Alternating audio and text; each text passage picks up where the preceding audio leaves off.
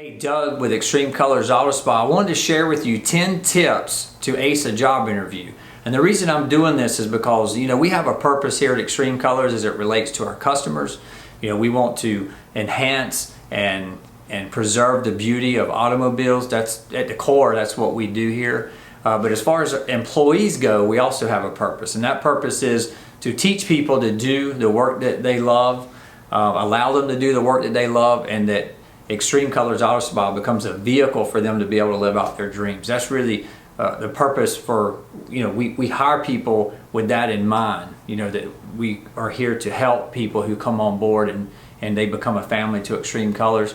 So I'm often teaching and mentoring the other people here who come on, and I wanted to share this with you because this is something like I can't really share this with someone right before an interview to say, hey, I'm going to tell you how to do an interview. I'm going to tell you how to ace an interview. Here's 10 tips. By then I'm going to see what they got when they come in. But for somebody who is looking for a job and you want to see from an employer's perspective on things that you need to be paying attention to, these are the 10 tips that I'm going to give you. And the first one is the most obvious. Be on time. Better yet, be early. Be 10-15 minutes early for the job interview. From the moment that you arrive, every move you make is being analyzed and watched, because an employer is trying to make a lot of decision, or a decision based on a lot of information that has a small window of opportunity to gather, right? So if you have a 30 or 45-minute interview, the person doing the interview is attempting to assess you during that time. And the first thing they're going to assess is, were you on time? Were you early? If you weren't early, if you weren't on time, if you were late for your interview, if you're late for an interview for me, you're not getting an interview, right? Because I know if you can't come on time for an interview, you're not going to be on time for work, right? I'm going to assume that. So make sure, like I say, tip number one, be on time. Actually, be early is even better. Dress professionally is number two. So make sure that you have a look that portrays the image. For me, if somebody comes in and they're kind of sloppy and not well put together, they didn't take the time, to have their clothes ironed, they don't have their shirt tucked in, they don't have a belt on, their shoes, look like they've been running a trail on Paris Mountain. That's a person I'm not going to hire, because we're a detail-oriented company. But even companies that aren't detail-oriented, they're looking to see how well you're put together, because they want to make sure that, if you won't put time and attention into your appearance, how are you going to put time and attention into your work? That's the assumption that's being made by the interviewer. Number three, shake hands. Do a proper greeting when you meet the person doing the interview. Thank them for the opportunity. Be grateful for the opportunity to have the interview. That goes a long way. That first, those first few seconds when you meet somebody are so vitally important, not just in an interview, but just in life. There's so many decisions being made about how your interpretation of a person based on like that initial contact. So that needs to be strong. Like I said, a good firm handshake is awesome. Number four, make eye contact. With a person that doesn't make eye contact has an appearance of dishonesty, okay? It's also a person that won't make eye contact is probably more so shyness. But either way, make sure you make eye contact. Don't stare them. Don't give them the death stare, or where they think you're going to be stalking them that night if you don't give them the job. But really, give them good eye contact. It shows confidence, right? And you want to exude confidence during a job interview. Number five, pause before you answer questions. Don't just start, babbling, on and just going on and on. Let the interviewer ask a question, take a moment, think about the question, and then think about the right answer for it. When somebody is they're thinking through a question, it means that they care about the answer and they're being thoughtful about it. And as an interviewer, that's the kind of person you want working for you. You don't want somebody to come working for you who just kind of just goes through not thinking things through before they do them. That's how injuries occur in the workplace. That's how bad decisions get made, is not being thoughtful. So just pause for a minute, take a deep breath. Like I say, listen to the question and make sure you give a good response to it. The other thing I would say, number six, would be to ask questions. Let me tell you, there's so much power in asking questions. One, you probably have some questions that you want to know the answers to. Like, I get it. You came for the interview. You think you want to work for the company, but you need to make sure you want to work for that company. So ask good questions. As an interviewer, if you ask me questions, again, it means you're thoughtful. You're taking this serious. You're making sure that you're a good fit for us. You're not desperate for a job. You want to get paired with the right company, and it's a good thing for you to be that way, that you're being thoughtful and mindful about what you're doing. Number 7, this is, I've had people I've interviewed, and all the talk, all the questions is what am I going to do for them as an employer? How many vacation days? Do you have insurance? When do I get a raise? All those things, like, it's very one-sided. But the fact of the matter is, if I'm hiring you, I'm hiring you because you're going to hopefully bring value to our company here, right? So you need to give that information out. Like, it's not just a one way. It's not like what can the company do for you, but what are you prepared to do for the company? So when you do an interview, you need to go in.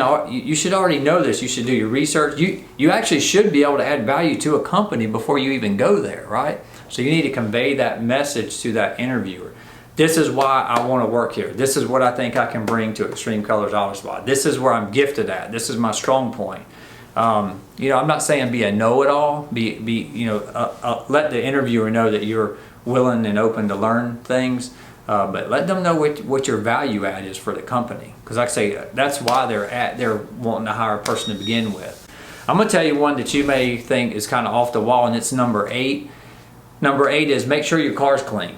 Like, if you come in here, we're an auto spa. Now, you don't have to drive a Lamborghini to work at Extreme Colors Auto Spa. I don't drive a Lamborghini. Right? I may have driven one, but I don't own a Lamborghini, right?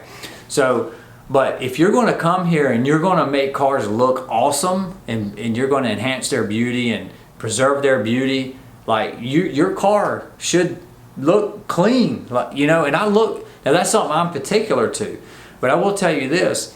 If you go for an interview and the person doing the interview is in a position where they can actually see you drive up, they look out and they see, your car is nasty, filthy, dirty. You got like McDonald's bags in there that's been in there for months. You can see like poking up out of the windows. I mean, I'm joking. That's not never really happened. But just think about it. Like I say, your presentation. Be prepared. The interviewer may look at your car. I've actually had people come in for an interview and me ask, do you mind if we go and look at your car? Because like I say, you want to come make cars look beautiful, and you haven't washed your car in 6 months. I don't know. I don't think that's going to work out, right? So like I say, particular to whatever, it's like if you were going to, to sell cologne. If you got an interview at Macy's to sell perfume, you want to go in there smelling good, right? I mean, this is just stuff that you should think about before you're doing it. That whatever job that you're putting in for, make sure that whatever image you're portraying for whatever the job is, that you're portraying it accurately and well. Number 9, this is a biggie, okay? Do not bash your former employer. I don't care how bad they suck. They could be terrible. Do not bash them. It does not make them look bad. It makes you look bad. I've had, I hired a guy one time, went against my rule that I don't hire people who bash their former employers. He didn't bash just one. He bashed more than one, and I hired him anyway. And of course, it was never the former employer, right? It was that particular employee, because he had a problem. He couldn't work along with other people. He was not a team player, right? Number 10, and this is the last tip, be honest. Okay, you go for an interview and you say you got fired from a job. Be honest. Tell the interviewer why you lost a job. If you lost a job because you were late, admit it. Do not try to sugarcoat it. Just be completely honest. Employers can deal with honesty. If you come in and you say, I mean, there's some things if you come in, if you like armed rob your last employer, you're not gonna get a job here at Extreme Colors.